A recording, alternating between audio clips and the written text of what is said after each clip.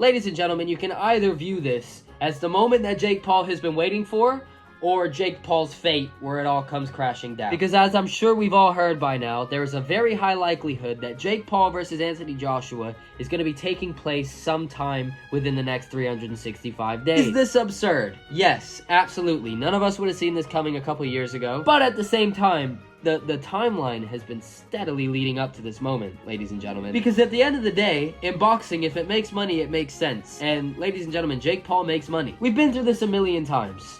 Okay, a lot of people don't like Jake Paul, but a lot of people are talking about how they don't like Jake. A lot of people can hate on this fight and talk all types of nonsense. You're gonna watch it. Money aside, what do I think of the matchup of Jake Paul versus Anthony Joshua? Are we serious here, you guys? I fully believe that Jake Paul thinks he can win this fight, but he's not going to. It's not gonna happen. This is, and I gotta say it, I have respect for Jake for wanting to make this fight. I do. But it's just not happening, bro. Anthony Joshua will knock Jake Paul out. He should. That is what should happen here. And there's no up for debate. If Jake Paul somehow pulls it out the bag and the fight goes any other type of way, then kudos to him. Absolute props and respect to him. But that's just the prediction that you have to go with. Jake Paul's master plan is all coming together very nicely. He's got the massive matchup that he's been looking for years. And people aren't allowed to say that his shit is rigged.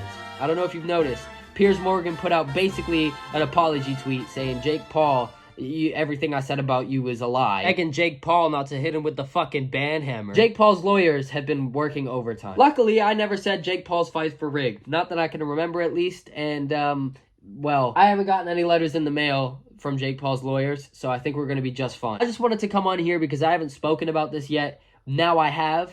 Moving forward, I will update you about all the Jake Paul, Anthony Joshua news. But that's really about it. It's just all a bit nuts, really, isn't it?